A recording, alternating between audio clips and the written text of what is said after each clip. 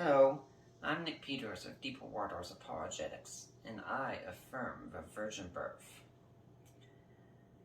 I was in my Sunday school class this morning. We started talking about special needs, and my Sunday school teacher knows I'm on the spectrum, so we talked about that some.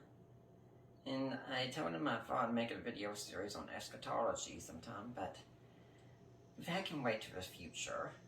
Ironic, isn't it? Now, I'd like to make some videos about what it's like being on the spectrum in the church and how a church can be more autism friendly. And keep in mind, this is from my perspective. Not all people on the spectrum are 100% like this. Some could be very opposite. It depends on the person.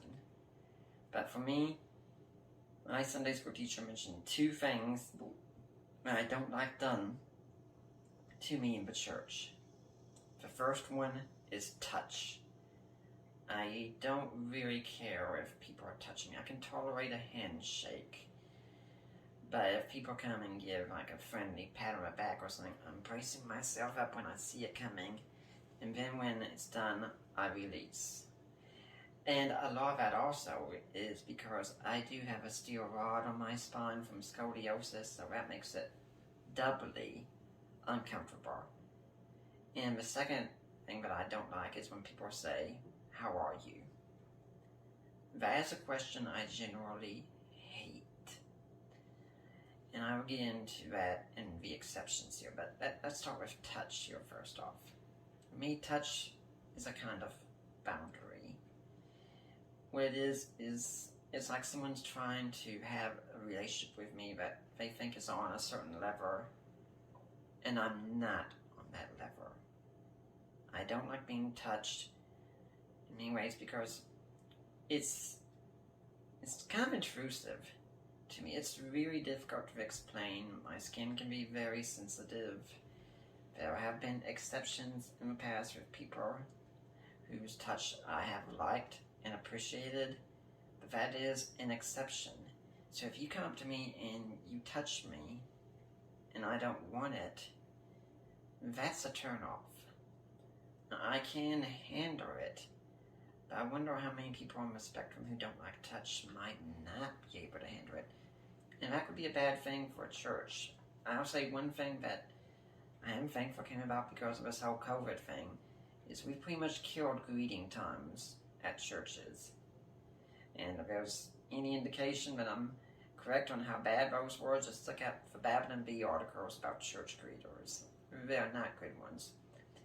I think a lot of people don't really like the idea, and that can get me into the question of, how are you? Why do I not like this question?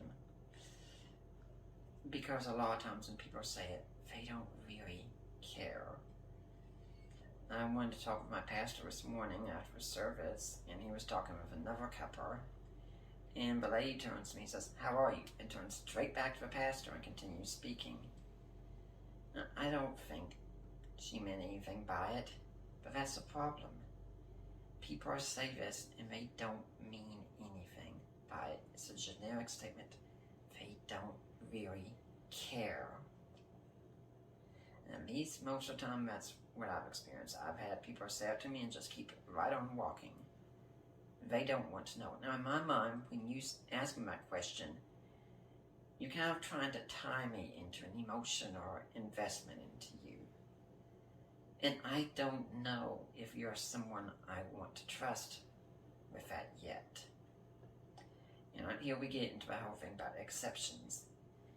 If I'm talking about someone I really know, and they know what's going on in my life, and I know they're specifically asking me about what's going on in my life at whatever time, past, present, or future, whenever this happens,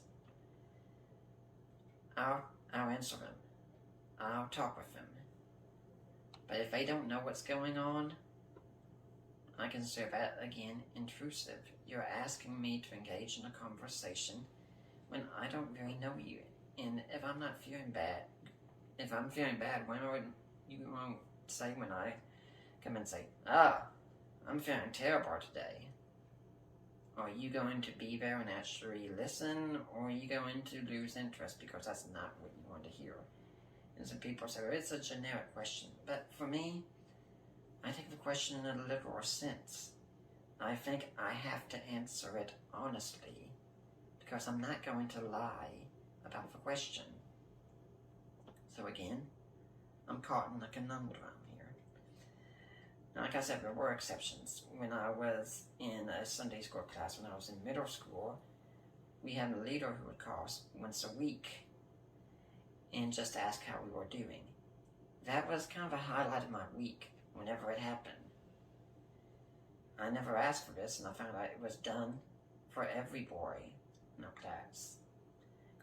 Our class had men teachers for the boys and girl teachers for the girls, and that's the way it was done. And, people will come up to you and ask how you're doing, and the rest of the week they don't have any contact with you whatsoever. So when I see that, I think these people don't really care. They don't really want to know how I'm doing.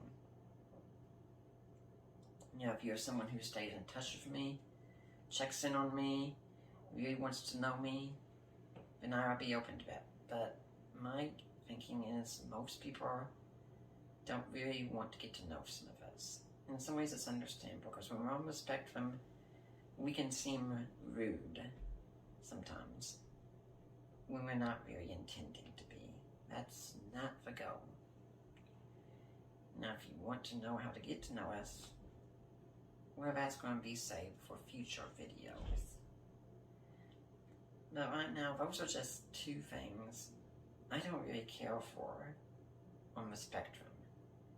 Like I said, there are better ways to get to know us, but when you're around me, unless you're willing to invest, don't ask me how I'm doing.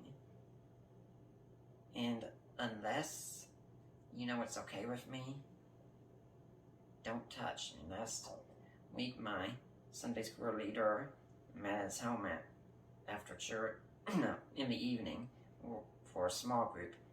We had a good time together, just him and I talking. He said, I'd like to give you a hug, but I know you don't want to be touched. And I said, you can give me a little. If you let me know in advance, it's much easier.